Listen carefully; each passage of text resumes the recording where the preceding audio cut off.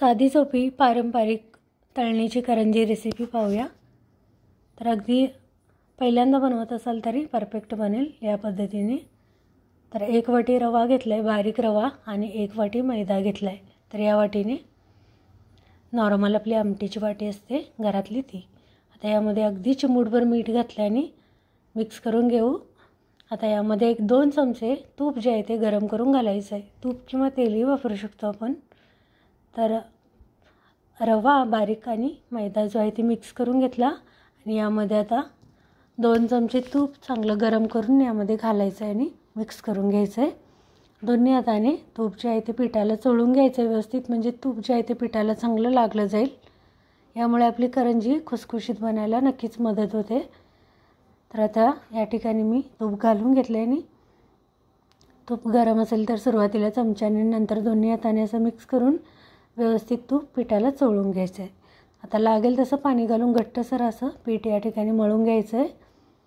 तर अगदी थोडं थोडं पाणी घालून पीठ मळून घ्यायचं, म्हणजे ते पातळ होणार नाही। तर पाहू शकता या ठिकाणी घट्ट असं पीठ मी मळून घेतलं होतं लागेल तसं पाणी घालून। आता हे पीठ 10 ते 15 मिनटं झाकून ठेवू। आता सारण बनवायला घेऊ। तर सारण या ठिकाणी आपण 50 करंजीचं बनवतो आहे। जे आपण पीठ मळलं ते 25 करंजीसाठी मळलं होतं आणि आता सारण आहे ते 50 करंजीसाठी मळतो आहे। जर 25 करंजीसाठीच करायचं असेल सारण तर निम्मं घ्यायचं आहे। आता 1 वाटी रवा घेतला मी, त्या ठिकाणी 25 करंजीसाठी अर्धी वाटी रवा लागेल। आता रवा चांगला भाजून घ्यायचा आहे आणि काढून घ्यायचं आहे। रव्याप्रमाणेच या ठिकाणी खोबरं आहे, सुकं खोबरं घेतलं किसून 2 वाटी, आणि 1 वाटी रवा होता भाजून घेतला। आता 2 वाटी खोबरं, तर तेही कढईमध्ये भाजून घेऊ। खूप जास्त लालसर न करता हलकंसं परतवून घ्यायचं आहे, 1-3-4 मिनिटांनी काढून घ्यायचं आहे। आता सोबतच पांढरे तीळ 1 चमचा आणि खसखस 1 चमचा, ते पण व्यवस्थित कढईमध्ये परतवून घेऊ आणि काढून घेऊ। तर हे मिश्रण आपल्याला गार करून घ्यायचं आहे आणि यामध्ये आता पिठी साखर मिसळायची आहे। तर पाहू शकता खोबरं मस्त असं गरम झालं होतं, तर मी बाजूला काढून घेतलं आहे या पद्धतीने। तर तयार सारण आहे ते आपण 50 करंजीसाठी बनवतो आहे। तर आता 25 करंजीसाठी आणि 50 करंजीसाठी असं दोन्ही जे करंजीसाठी लागणारं साहित्य मी खाली डिस्क्रिप्शन बॉक्समध्ये देत आहे, तिथे नक्की चेक करा। आता जे पीठ मळून ठेवलं होतं त्याचे असे छोटे छोटे तुकडे केल्याने हे मिक्सरला पीठ फिरवून घ्यायचं आहे। आपण रवा जो घातला यामध्ये, रवा आणि मैदा, तो त्याचे आता छोटे छोटे तुकडे करून मिक्सरला फिरवून घेतले पिठाचे। यामुळे काय होतं की पीठ अगदी मऊसूद असं हलकं बनलं जातं आणि आपल्याला ज्या करंजीसाठी पारी लाटायच्या असतात त्या मऊसूद असं लाटायला मदत होते। आणि पुन्हा पीठ मळून घेतलं। आता सारण गार झाले, तर मस्त असं चुरलं जात आहे खोबरं, इतकं छान असं भाजलं गेलं होतं। तर यामध्ये अगदी चिमूटभर मीठ घातलं आणि आता पिठी साखर, तर सारण आहे ते गार करूनच यामध्ये पिठी साखर मिक्स करायची। 2 वाटी खोबरं, 1 वाटी रवा आणि 1 वाटी साखर मिक्सरला फिरवून घेतली। आता इथे याच्यामध्ये घालू जायफळ वेलची पूड घातली, याच्यामध्ये 1 चमचा, चिमूटभर, अगदी चिमूटभर मीठ घातल्याने मिक्स करून या ठिकाणी सारण आपलं करंजीसाठीचं तयार आहे। तर हे सारण अगदी 6 महिने मस्त असं टिकतं। आता जे मळलेलं पीठ होतं त्याचे अशा छोटे छोटे गोळे करून अशा पारी पातळ लाटून घ्यायच्यात। तर सुरुवातीला दाखवण्यासाठी या ठिकाणी मी 2च लाटून घेतल्या, तर अगदी पातळ अशा गोल पारी लाटून घेतल्यात। आणि यामध्ये आता तयार सारण भरून घेऊ 1-2 चमचे इतकं। तर आपण हे सारण कमी जास्त भरू शकतो, पण या ठिकाणी मी पूर्ण असं सारण भरून करंजी बनवत आहे। आता या पारीला बाजूने असं पाणी किंवा दूध लावून घ्यायचं आहे। तर ही खूप महत्त्वाची स्टेप आहे। तर या ठिकाणी मी पाणी असं बोटानेच लावून घेतलं आहे। तर पाहू शकता या पद्धतीने। आणि आता जी पारी आहे ती आपल्याला अशी परतवून घ्यायची, यावर अशी करंजीसाठी आपण बनवतो। तर करंजी बनवण्यासाठी या ठिकाणी असं फोल्ड करून घेतलं पाहू शकता।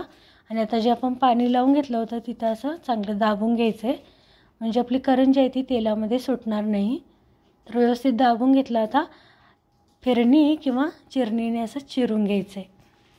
तर या ठिकाणी माझ्याजवळ जी चिरणी होती त्याने मी असं चिरून घेतली करंजी, किंवा जर आपल्याला करंजीचा साचा असेल तर त्यामध्ये पण अगदी एकसारख्या अशा करंज्या बनल्या जातात। तर असे चिरून घेतले मी आता जे बाजूला पीठ येतं ते काढून घ्यायचं आहे बाजूला, ते आपण त्याचे गोळे करून पुन्हा करंजी त्याची पारी लाटून घेऊ शकतो. तर या पद्धतीनेच थोड्या थोड्या सुरुवातीला करंज्या आपल्याला बनवून घ्यायच्या आहेत, एक 10 ते 12 किंवा 7 ते 8, आणि थोड्या थोड्याच घालून तेलामध्ये तळून घ्यायच्या आहेत. तर अशा करंज्या मस्त बनवून झाल्या होत्या, पाहू शकता मस्त असा शेप आला होता. आता तेलही एका बाजूला मी गरम करायला ठेवलं होतं, तर मीडियम असंच तेल गरम झालं आहे. सुरुवातीला थोडंसं पीठ घालून पाहिलं, तर आता खूप जास्त तेल नाही गरम करायचं, नाही तर मग करंजी घातल्या अशी लालसर पडू शकते. तर मीडियम असं तेल गरम होतं, तर यामध्ये मी आता करंजी घालून घेतली. जर आपल्याला वाटलं की तेल जास्त गरम झाले तर थोडंसं गॅसचे आहे ते कमी करून तेल हलकं मीडियम असं करून घ्यायचं आहे. तर पाहू शकता घातल्याच करंजी अशी टम्म फुगली गेली होती.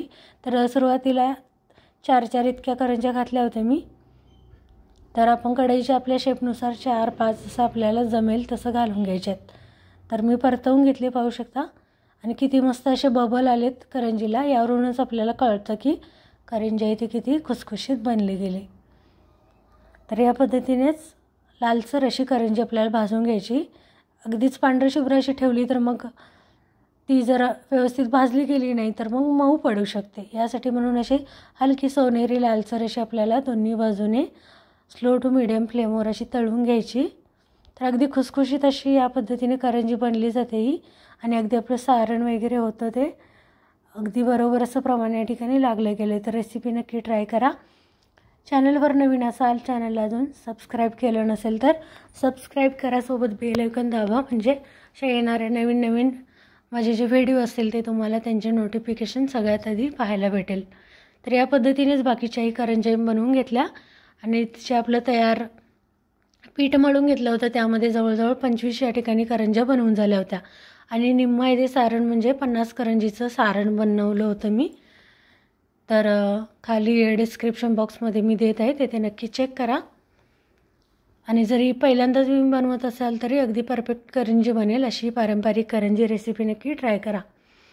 व्हिडिओ आवडला तर लाईक करायला विसरू नका. तर पुन्हा भेटू अशाच नवीन रेसिपीसोबत. तर करंजी पाहू शकता मस्त अशी खुसखुशीत बनली होती, तुटली जात होती मस्त अशी, आणि आतूनही तितकीच चवदार अशी अप्रतिम करंजी बनली जाते या पद्धतीने. तर व्हिडिओ आवडला तर नक्की लाईक करा. पुन्हा भेटू नवीन अशाच रेसिपीसोबत. धन्यवाद.